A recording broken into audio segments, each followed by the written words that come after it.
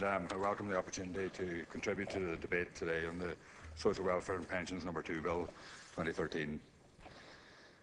This bill, as the Minister has outlined in her contribution today, focuses entirely on the defined benefit schemes that are in operation in the state and deals with the single insolvency and double insolvency situations that may arise in the future, and also deals with restructurings that may take place within the schemes as well. And the restructurings is something I would just want to talk a bit about later on in my contribution.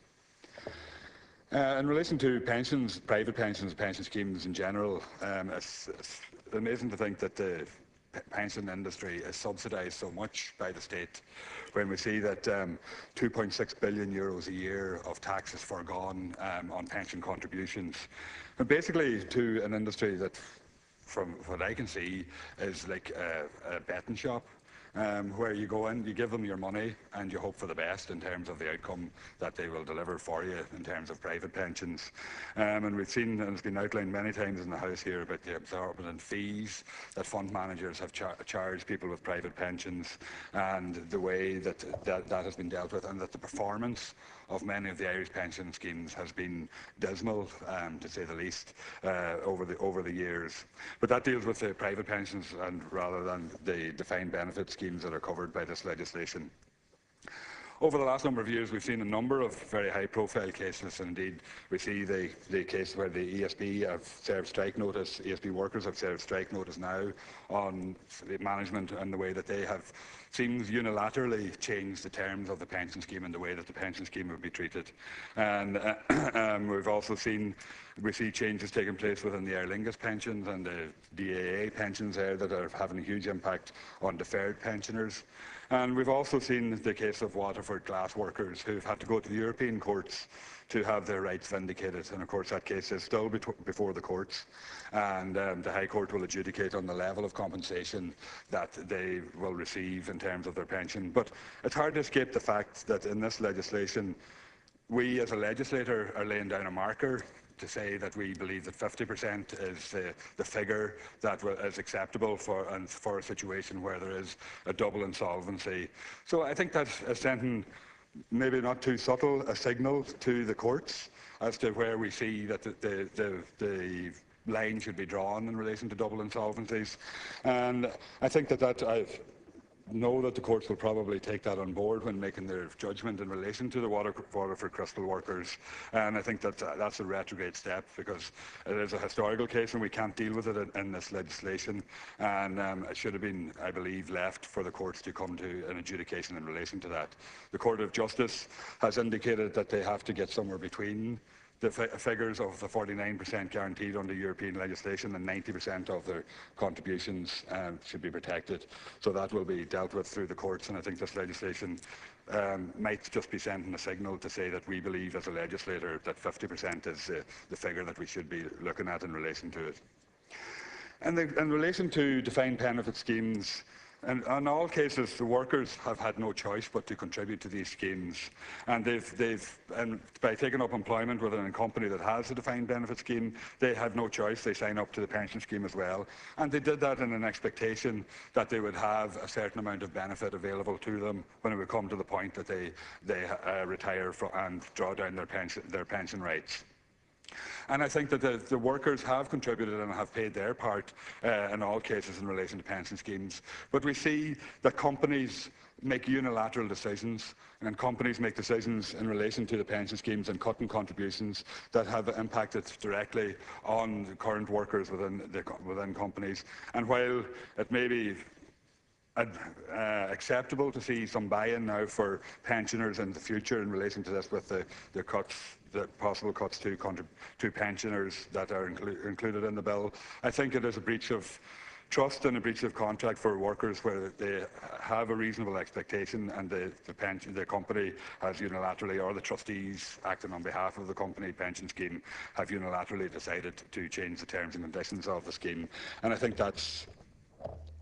a poor situation for workers to be placed in. And the unfortunate thing I see in this legislation, and I've read through it and I can't actually see it in it, it may be in it, but I can't see it there, that the bill seems to let companies off the hook. It doesn't seem to, and particularly in cases of restructurings, it doesn't seem to see and force companies to actually look at contributing some of their profits to the pension scheme and to funding the deficits. While in most cases companies do end up contributing, I think the onus initially should be on the company to make up the deficit, because it's a company that has benefited over the years from the work of the workers that have contributed to the scheme, and the pensioners who are benefiting from the scheme have contributed in the past to the success of that company. And particularly when you see companies such as ESB with profits in the region of 600 million euros a year, they should be asked and made to contribute more to the restructuring of the schemes and to the solvency of their schemes, because its company profitability should benefit the workforce as well as allowing the company to reinvest. And I think that's something that's missing from this legislation. And it's in terms of the hierarchy of how restructurings can take place and how insolvencies can be dealt with, the company should be placed as the first priority and the first port of call for the trustees. The Minister has outlined in response to Parliament questions that the trustees of the companies will be obliged under this legislation to consult widely in terms of restructurings that might have to take place or changes in the winding up of schemes. They have to consult with the employer, with the members, with the retirees, and with the unions that represent the members of the schemes.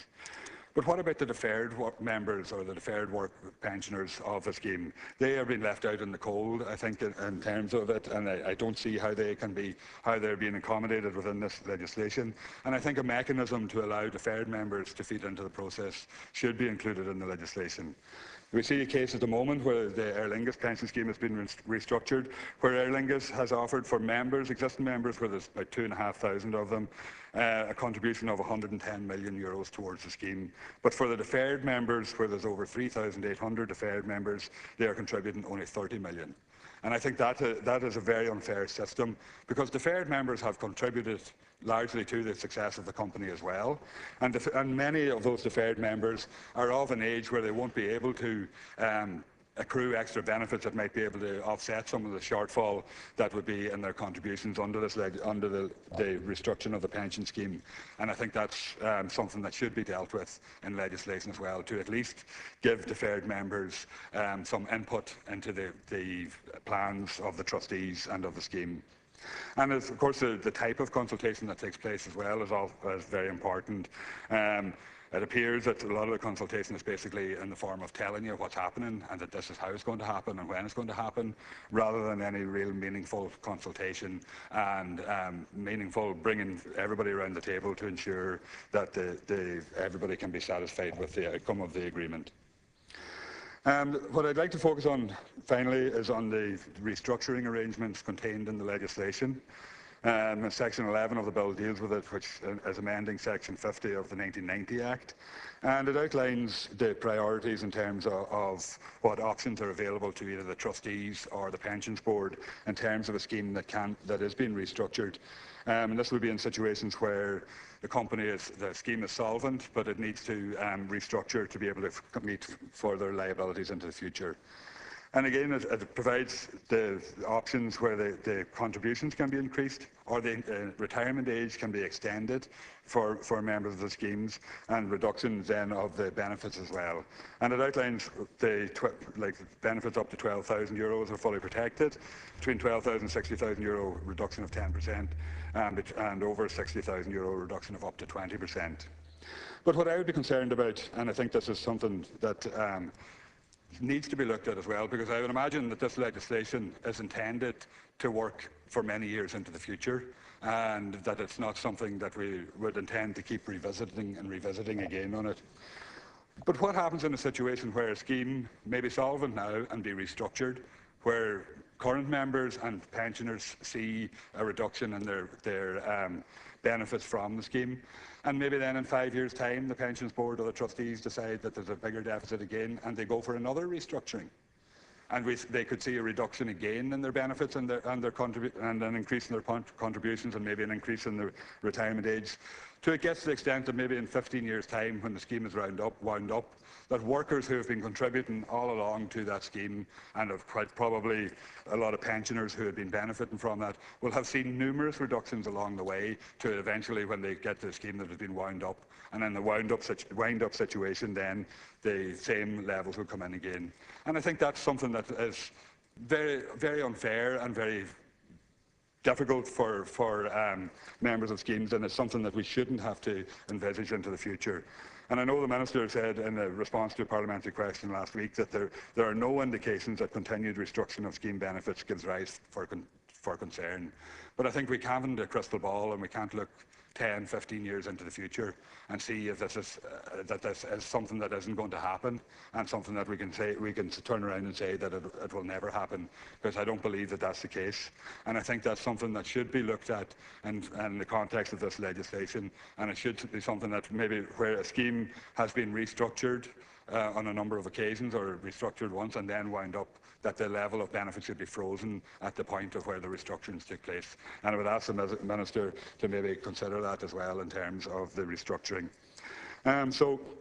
that basically is my contribution in relation to this legislation. And I think in a lot of the reaction to the legislation when it was published, while it was broadly welcomed, I think everybody's response was that they would have to wait and see how it actually works in practice. And I think that's not a particularly great way to be introducing legislation either, to see how it's going to work in practice, not knowing what the intent is at the start. Thank you.